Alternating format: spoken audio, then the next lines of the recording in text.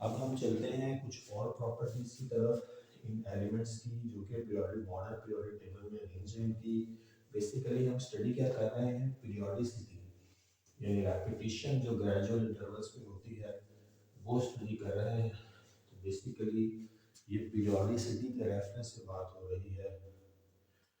Periodicity ये electronic configuration की भी बात की है, इसमें भी एक ग्रेजुअल वेरिएशन है।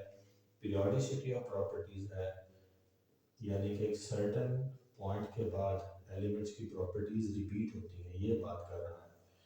तो ये होता है पीरियोडिसिटी। तो ग्रुप वन पीरियड वन और टू में दो, पीरियड वन जब ख़त्म होगा और पीरियड टू पे बात जाएगी तो हाइड्रोजन के नीचे लिथियम आ जाएगा। जब पीरियड टू ख़त्म होगा तो नियॉन के बाद सोडियम लिथियम के नीचे आ जाएगा। अब ये एक तरतीब बनती जा रही है ग्रुप में एलिमेंट्स की, एक ही ग्रुप में एलिमेंट्स की, और सिमिलर कैरेक्टर है। तो ये रेपिटेशन ऑफ प्रॉपर्टीज़ है। अब जो आपकी बुक के हवाले से कुछ प्रॉपर्टीज़ हैं उनकी तरफ चलते हैं। सबसे पहले एटॉमिक रेडियस की बात की है, तो जो एटॉमिक रेडियस है इसको देखते हैं कि ये क्या है। एटम का रेडियस बहुत स्मॉल होता है, इसको एटम का साइज बहुत स्मॉल होता है, उसका रेडियस और स्मॉल हो जाता है क्योंकि radius is half of the diameter by definition. जो मैथमेटिक्स के स्टूडेंट्स हैं उनको पता है, जो मैथ के अच्छे स्टूडेंट्स हैं उनको इस बात का ज़्यादा पता होगा। एटॉमिक रेडियस बेसिकली जो एटॉमिक रेडियस है वो बेसिकली दो एटम्स के न्यूक्लियस को लेकर, दो एटम्स के न्यूक्लियस का जो सेंटर वाला डिस्टेंस है उसको रेडियस कंसीडर किया जाता है, ताकि हमारे पास इतना तो साइज आए कि हम किसी कुछ एक्सटेंट उसकी मेजर कर सकें। तो this half of the distance है, इसकी डेफिनेशन बनेगी half of the distance between the nuclei of the two bonded atoms.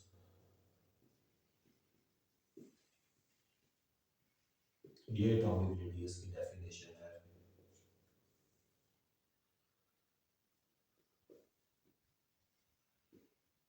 तो ये एटॉमिक रेडियस होगा half of the distance between nuclear bonded atoms. पहले मैंने बोला था या लिख भी देता हूँ, बॉन्डेड होंगे तो एक दूसरे के करीब होंगे, अगर बॉन्डेड नहीं होंगे तो वो एक दूसरे से फार अपार्ट होंगे या कंसीडरेबल डिस्टेंस पे होंगे। तो करीब होना ज़रूरी है, करीब तब एक दूसरे के होंगे मेजरेबल डिस्टेंस में जब वो बॉन्ड भी हुए होंगे। बहरहाल ये एटॉमिक रेडियस है। अब इसका हमें कैरेक्टर चेक करना है, इसकी पीरियोडिसिटी चेक करनी है कि जो एटॉमिक रेडियस है ये पीरियोडिक टेबल में इसकी क्या ग्रेजुअल इंक्रीज या डिक्रीज है या क्या हिसाब किताब है इसका। तो अगर ग्रुप में स्टडी करना हो एटॉमिक रेडियस को तो बड़ी कॉमन सेंस की बात है कि ग्रुप में जब आप डाउन द ग्रुप जाएंगे हर ग्रुप के में तो एटॉमिक रेडियस इंक्रीज करेगा।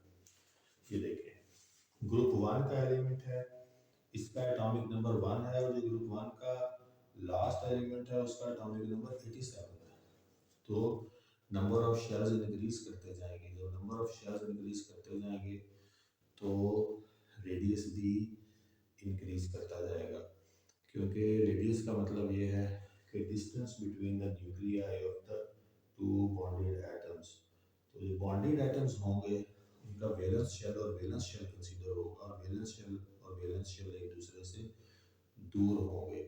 पॉइंट ये है कि जितने शेल्स इंक्रीज करते जाएंगे एटम का साइज और एटम का रेडियस बढ़ता जाएगा।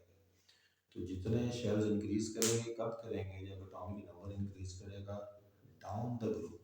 सो एटॉमिक रेडियस ग्रुप में it increases down the group with increasing number of shells.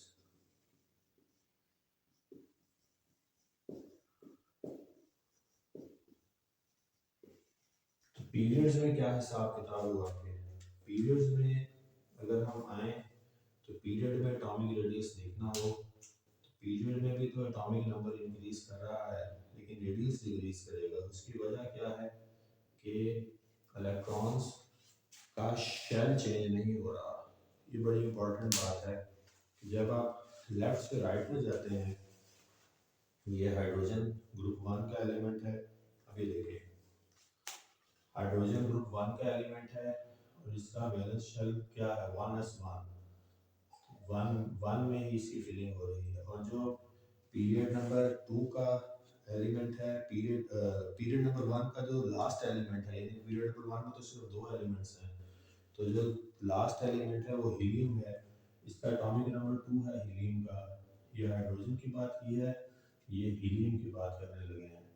अब आप देखेंगे हीलियम के 2 एटॉमिक नंबर है, तो 1s2 होगा, यानी कि नंबर ऑफ इलेक्ट्रॉन्स इंक्रीज कर रहे हैं, लेकिन शेल डिफर नहीं करेगा। यही काम एग्जैक्टली ग्रुप 2 के एलिमेंट्स के साथ भी होगा। लिथियम को देखें, ये ग्रुप 2 का पहला एलिमेंट है, सेकंड पीरियड का भी पहला एलिमेंट है, और सेकंड पीरियड का जो लास्ट एलिमेंट है वो नियॉन है। तो लिथियम को आप फिल करें तो ये भी, ये देखें, लिथियम 1s2 एंड 2s1। और जो नियॉन है नोबल गैस, उसको जब आप फिल करेंगे एटॉमिक नंबर 10 के लिए, तो ये भी देख लें, 1s2 2s2 2p6, 6 + 2 + 2 10, तो 2 से बात बाहर नहीं गई। तो मकसद मकसद बात करने का क्या हुआ कि पीरियड में गो के नंबर ऑफ इलेक्ट्रॉन्स और नंबर ऑफ प्रोटॉन्स इंक्रीज कर रहे होते हैं, लेकिन एटॉमिक रेडियस इंक्रीज नहीं करता। और उसकी वजह यह है कि जो शेल है यानी ऑर्बिट है, वो ऑर्बिट का नंबर इंक्रीज नहीं करता। तो फिर एटॉमिक रेडियस जो है वो इट ग्रेजुअली डिक्रीजेस करेंगे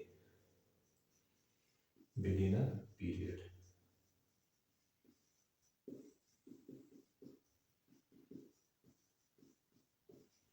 अब ये बात है कि अगर इंक्रीज नहीं हो रहा तो कोई ज़रूरत नहीं है कि डिक्रीज हो, लेकिन डिक्रीज होता है। और उसकी वजह है एक और करेक्टर जिसको जिसको अफेक्टिव न्यूक्लियर चार्ज कहते हैं।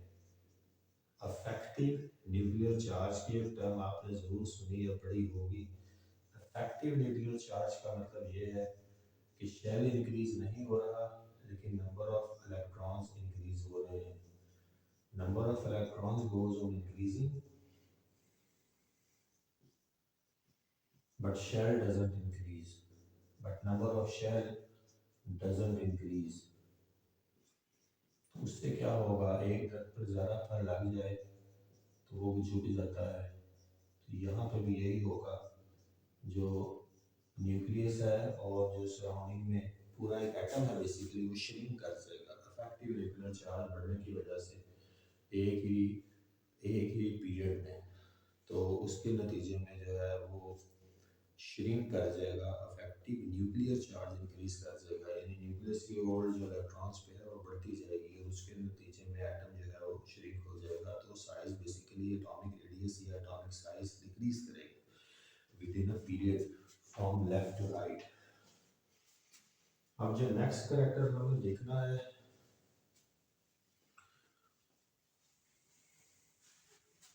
जो नेक्स्ट करेक्टर है सेकंड वाला, वो आयोनाइजेशन एनर्जी है। अब आयोनाइजेशन एनर्जी के रेफरेंस से देखते हैं। आयोनाइजेशन एनर्जी को पहले समझ लेते हैं। आयोनाइजेशन एनर्जी का मतलब है amount of energy required to remove an electron from valence shell of an element. बाहर वाले मदार से इलेक्ट्रॉन को खींचने के लिए जो ताकत चाहिए है, उसको आयोनाइजेशन एनर्जी कहते हैं। तो ये आपको पता है या नहीं पता, लेकिन आयोनाइजेशन का लफ्ज़ बहुत दफ़ा बोला है मैंने। तो आयोनाइज कब होता है एक एटम, जब उसका इलेक्ट्रॉन रिलीज करवा दिया जाए तो आयोनाइज हो जाता है, आयंस की फॉर्म में आ जाता है। और दूसरा तरीका ये होता है आयोनाइज करने का कि वो जो रिलीज इलेक्ट्रॉन है वो किसी और एलिमेंट की शेल वैलेंस में डाल दिया जाए, तो वो भी आयोनाइज हो जाएगा। जिससे रिलीज करवाया गया है वो पॉजिटिव चार्ज रखेगा, वो कैटाइन बन जाएगा, और जिसके शेल में वो ऐड हुआ है वो एनाइन बन जाएगा, यानी आयन विद नेगेटिव चार्ज। तो आयोनाइजेशन एनर्जी स्पेसिफिकली जब बात करेंगे तो इलेक्ट्रॉन लूज कराने के कॉन्टेक्स्ट में बात करेंगे। Ionisation energy is the ability of an energy required, basically energy required to remove an electron.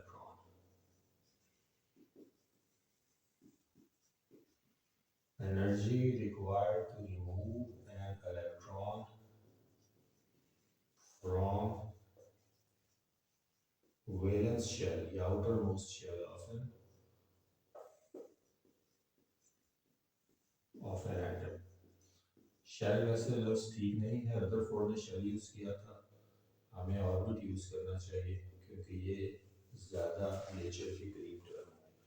Ionization energy is the energy required to remove an electron from the valence orbit or shell of an atom. तो basically ये m metal के लिए लिख देते हैं क्योंकि metal जो है वो आयोनाइज होते हैं. तो यहीं से ही आपको पीरियोडिक टेबल के रेफरेंस में इस प्रॉपर्टी की समझ आ जाएगी.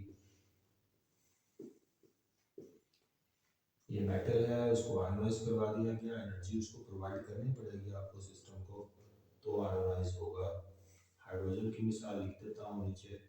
हाइड्रोजन जैसे ग्रुप वन जो पहला एलिमेंट है हमारे पीरियोडिक टेबल का, वो ऐसे आयोनाइज होगा. तो बेसिकली आयोनाइजेशन जो है ये वो एनर्जी है जो हमें देनी पड़ती है किसी भी एटम को उसके वैलेंस शेल से इलेक्ट्रॉन एक्सट्रैक्ट करके उसको पॉजिटिव आयन बनाने के लिए. तो आयोनाइजेशन एनर्जी का करैक्टर अगर हमने पीरियोडिक टेबल में स्टडी करना हो तो पहले ग्रुप्स में देख लेते हैं कि क्या है और फिर पीरियड्स में देख लेते हैं कि क्या है. ग्रुप में इसका जो करैक्टर है इसका ग्रुप पहले देखते हैं ग्रुप में और फिर आएंगे पीरियड पे.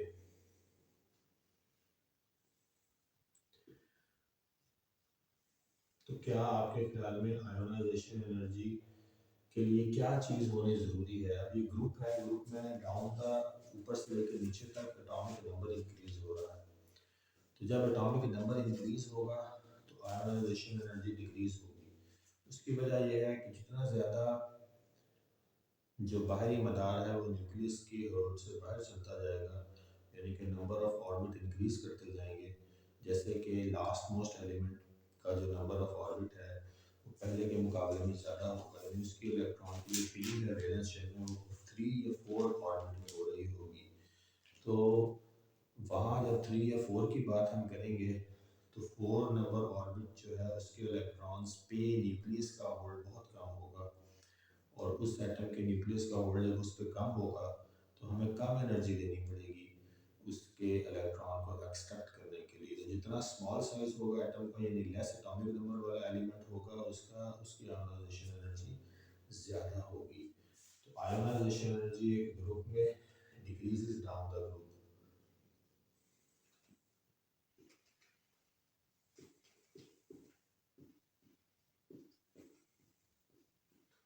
और लेफ्ट और राइट अगर देखें तो ये इंक्रीज करेगी. और left to right ionisation energy increase करने की क्या वजह है? उसकी वजह ये है कि जो जो मेटालिक करैक्टर डिक्रीज होता है आयोनाइजेशन एनर्जी भी डिक्रीज होती है. Ionisation energy will increase from left to right.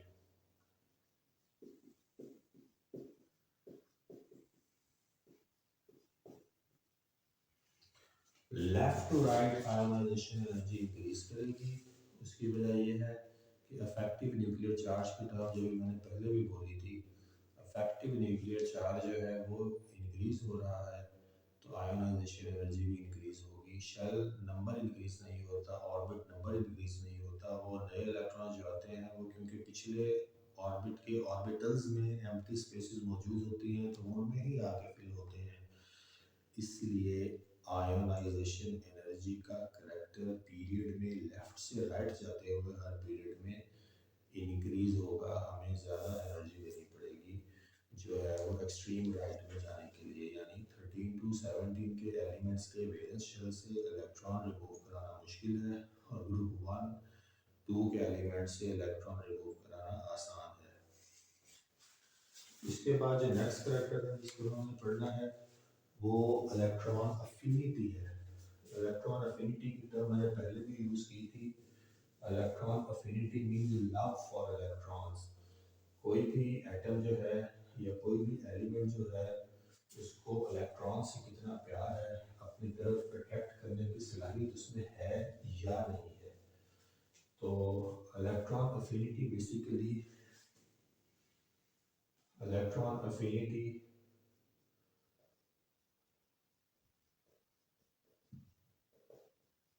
In simple terms अगर देखना है, इज लव फॉर इलेक्ट्रॉन्स।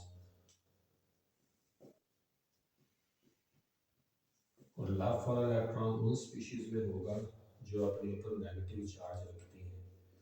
तो ग्रुप 17 के सारे एलिमेंट्स फ्लोरीन, क्लोरीन, ब्रोमीन और आयोडीन ये अपने ऊपर नेगेटिव 1 का चार्ज रखती हैं।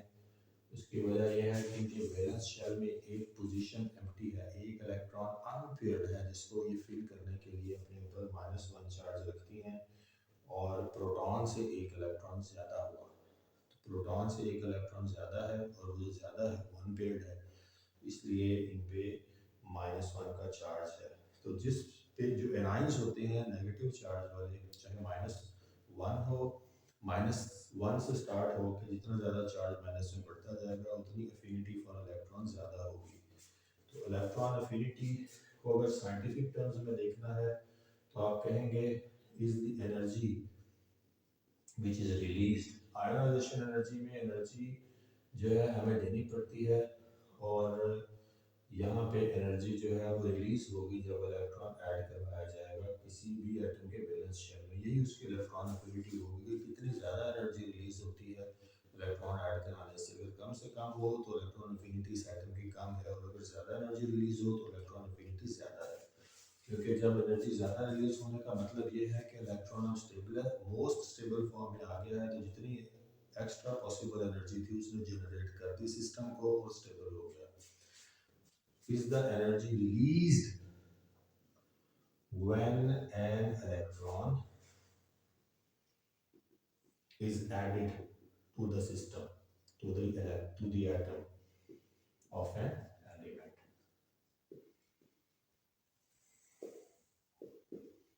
यहीं पे ही देख लेते हैं,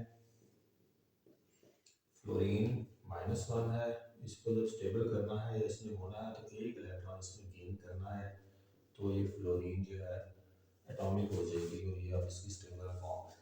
तो फिर ये काम करवाने के लिए इसके साथ कितनी एनर्जी जो है वो रिलीज होगी, ये बेसिकली इलेक्ट्रॉन अफिनिटी है। अब इस कैरेक्टर को देखते हैं ग्रुप्स में भी और पीरियड्स में भी। जो मेरे स्टूडेंट हैं उनको पता होगा कि ये कैरेक्टर जो है वो किस तरह से मूव करता है।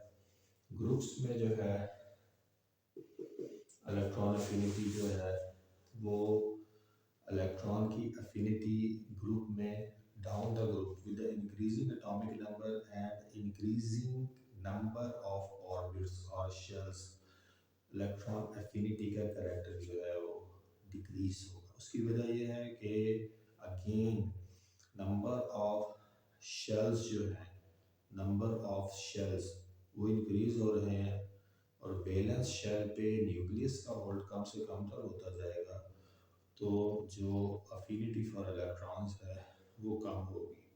दूसरा ये है कि दूसरा रीज़न ये है electron affinity down the group her group में कम होने का, वो ये है कि जो जो मदार बढ़ते हैं, नंबर ऑफ इलेक्ट्रॉन्स बढ़ते हैं, उतना ही एटम या एलिमेंट अनस्टेबल हो जाता है।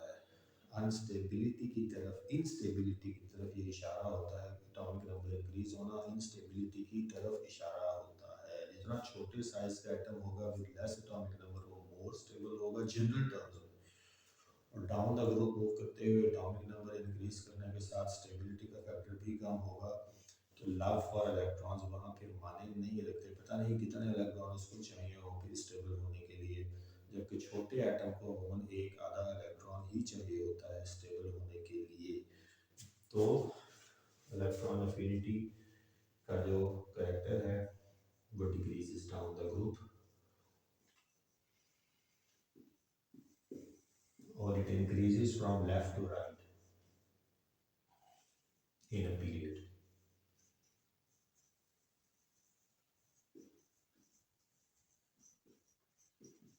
लेफ्ट टू राइट ये इंक्रीज करता है और डाउन द ग्रुप ये डिक्रीज करता है। अब लेफ्ट टू राइट इंक्रीज करने की क्या वजह है? क्योंकि नंबर ऑफ शेल्स इंक्रीज नहीं होते, इलेक्ट्रॉन्स ऐड ऑन होते रहते हैं। अब इलेक्ट्रॉन्स ऐड होते रहते हैं शेल्स में, तो कोई ना कोई स्पेस बच जाती है एक आधी। अनपेड इलेक्ट्रॉन्स की, जैसे ग्रुप 17 के एलिमेंट्स हैं। तो ग्रुप 17 के एलिमेंट्स में एक स्पेस इलेक्ट्रॉन की मौजूद है, जिसकी वजह से इन पे -1 का चार्ज है। और ये ग्रुप 17 के एलिमेंट्स जो हैं, इनकी इलेक्ट्रॉन अफिनिटी मैक्सिमम है पीरियोडिक टेबल में।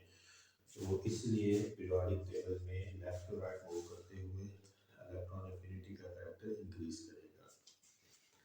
अब जो लास्ट करेक्टर है वो इलेक्ट्रोनेगेटिविटी का है। इलेक्ट्रोनेगेटिविटी और इलेक्ट्रॉन अफिनिटी ये मिलती जुलती टर्म्स हैं, लेकिन थोड़ी सी वेरिएशन भी है। तो इलेक्ट्रोनेगेटिविटी जो है वो एक एबिलिटी है एटम की to attract a shared electron pair towards itself. तो जो इलेक्ट्रोनेगेटिविटी है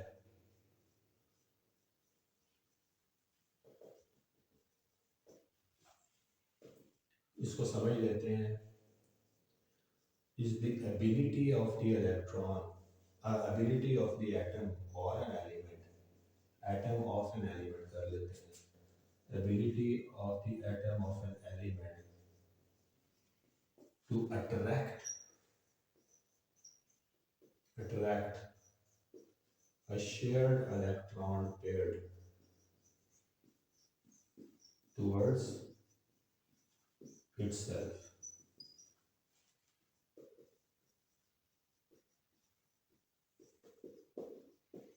अब यहाँ बॉन्डिंग की बात आ गई है। जब दो डिफरेंट एटम्स एक दूसरे के साथ मिलेंगे, इसकी कंडीशंस हैं इस डेफिनेशन के मुताबिक, जिसको दोबारा पढ़ते हैं कि electronegativity is the ability of the atom of an element to attract a shared electron pair towards itself.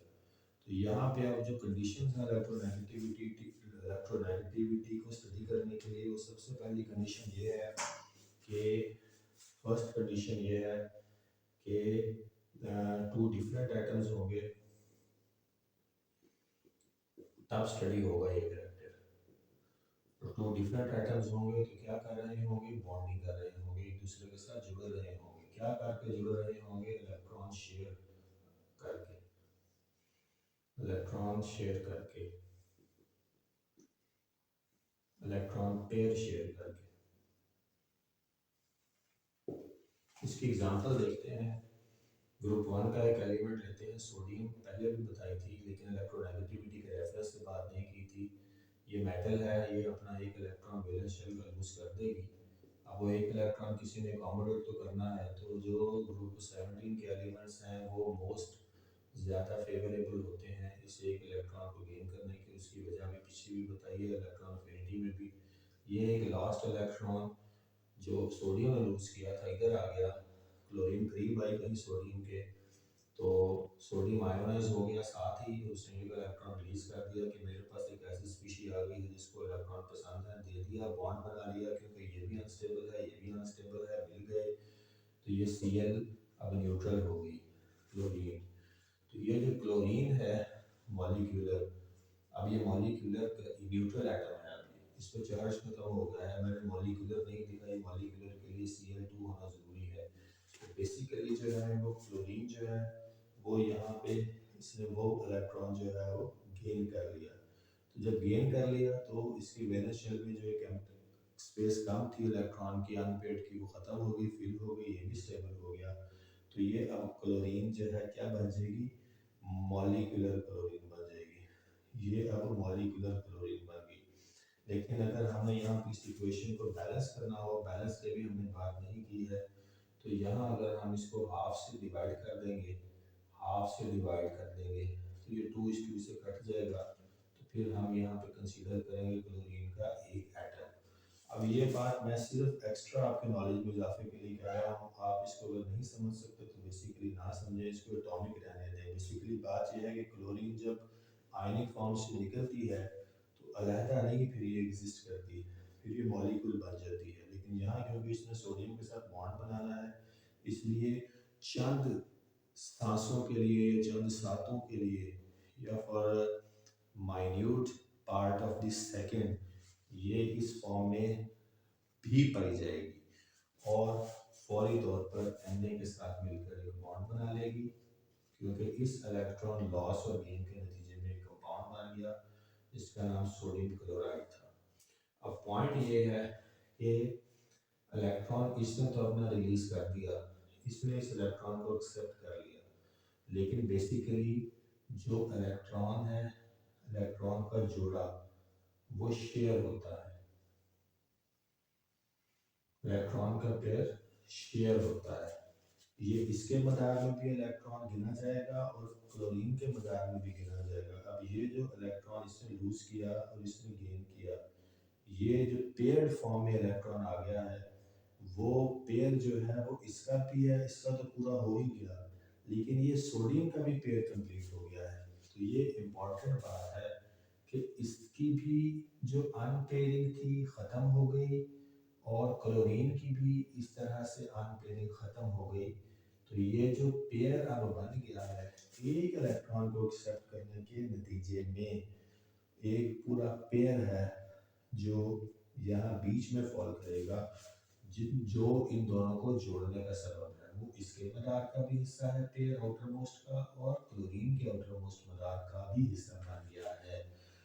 अब यहाँ से इलेक्ट्रोनेगेटिविटी का कॉन्सेप्ट शुरू होगा। वो ये है कि क्लोरीन इस पेयर को अपनी तरफ ज़्यादा खींच लेती है, या सोडियम इस जोड़े को जो बॉन्ड बनाने में इस्तेमाल हुआ है अपने न्यूक्लियस की तरफ ज़्यादा, इसका न्यूक्लियस अपने करीब ज़्यादा कर लेगा। तो ये वाला जो करेक्टर है इसको इलेक्ट्रोनेगेटिविटी कहते हैं। तो electronegativity is the ability of the atom of an element to attract the shared electron pair. जोड़ा बनाने के लिए, बॉन्ड बनाने के लिए जो इलेक्ट्रॉन पेयर जो है बना एक के लॉस और दूसरे के गेन के नतीजे में, वो इलेक्ट्रॉन का पेयर, वो इलेक्ट्रॉन का पेयर दोनों एलिमेंट्स का हिस्सा बनता है उनके वैलेंस शेल का। तो उनमें से फिर जो एक होता है ज़्यादा इलेक्ट्रोनेगेटिव अपने करेक्टर में, वो उसको अपनी तरफ अट्रैक्ट कर लेता है ज़्यादा। तो जब ज़्यादा कर लेता है अट्रैक्ट, तो फिर उस पर कौन सा चार्ज आ जाता है? Negative charge. और जो कम अट्रैक्ट करता है उस पर कौन सा चार्ज आ जाता है? Positive charge. इसीलिए जो सॉल्ट्स होते हैं वो क्योंकि दो डिफरेंट एलिमेंट से मिलके बने होते हैं, तो वो आयोनाइज हो जाते हैं, यानी उन पर चार्ज होता है, इसलिए कि ये इलेक्ट्रोनेगेटिविटी की वजह से उन पर चार्ज आता है। क्योंकि एक एलिमेंट इलेक्ट्रोनेगेटिविटी का फैक्टर अपने अंदर ज़्यादा रखता है, तो उसके नतीजे में उस पर माइनस का चार्ज आ जाता है, और जब एक पे माइनस का आ जाएगा तो जो उसकी कॉरस्पॉन्डिंग स्पीशीज होगी उससे प्लस का आ जाएगा। अगर आपको इस चीज़ की समझ आ गई है तो ठीक है, नहीं तो एक बुनियादी डेफिनेशन तक इसको रखें और इसके बाद इनकी ग्रुप और पीरियड्स में देख लेते हैं कि क्या हिसाब है। बहरहाल इलेक्ट्रोनेगेटिविटी एक बहुत ही इम्पोर्टेंट करेक्टर है। तो इसको अब जो है हम देखते हैं कि इलेक्ट्रोनेगेटिविटी जो है वो डाउन द ग्रुप इंक्रीज करेगी या डिक्रीज करेगी, और पीरियड में इंक्रीज करेगी या डिक्रीज करेगी। तो पहले ग्रुप में देख लेते हैं। जब हम नीचे ग्रुप में जाते हैं तो नंबर ऑफ एटॉमिक नंबर जो है वो इंक्रीज करता है, ऑर्बिट्स इंक्रीज करते हैं, उनमें इलेक्ट्रॉन्स भी इंक्रीज करते हैं। तो अब जो इलेक्ट्रोनेगेटिविटी का कॉन्सेप्ट है वो यहाँ पे क्या करेगा? वो डिक्रीज करेगा। तो electronegativity will decrease down the group. जो अपने इलेक्ट्रॉन के जोड़ों को जो पहले मौजूद हैं उनको संभालने की सलाहियत नहीं रखता न्यूक्लियस शेल के इंक्रीज करने की वजह से, वो शेयर्ड इलेक्ट्रॉन पेयर को कैसे अपनी तरफ अट्रैक्ट कर लेगा। इसलिए इलेक्ट्रोनेगेटिविटी का कैरेक्टर डिक्रीज करता है डाउन द ग्रुप, और पीरियड में from left to right it increases from left to right in the period. Increase इसलिए करता है क्योंकि अफेक्टिव न्यूक्लियर चार्ज इंक्रीज करता है, और कोई ना कोई अफेक्टिव न्यूक्लियर चार्ज इंक्रीज करता है। पहली बात ये है। दूसरी बात ये है कि जब अफेक्टिव न्यूक्लियर चार्ज इंक्रीज करेगा तो जो एटम है वो थोड़ा सा श्रिंक हो जाएगा। बताया था आपको, बिल्कुल ऐसे ही जैसे दरख्त ज़्यादा फलदार होकर झुक जाता है, तो एटम भी ज़्यादा इलेक्ट्रॉन्स वाला और थोड़े शेल्स वाला इनवर्ड मूव करेगा, उसकी श्रिंकिंग होगी towards the nucleus because the nuclear force या effective nuclear charge has increased Resultantly, the force of attraction, the attractive force of attraction, the electrostatic force of attraction between the nucleus and electron shell also increase electrostatic force of attraction, and resultantly the electronegativity also increases from left to right. तो most जो electronegative element है वो fluorine है, जो group most electronegative element fluorine है पूरे periodic table का, और इसकी इलेक्ट्रोनेगेटिविटी 4 है और ये किसी की भी नहीं है। तो ये जो इलेक्ट्रोनेगेटिविटी का करेक्टर है ये पीरियड में लेफ्ट और राइट इंक्रीज होता है। उम्मीद है कि आपको आपकी मालूमात में, आपके इल्म में इजाफा हुआ होगा। अपना फीडबैक ज़रूर दीजिएगा।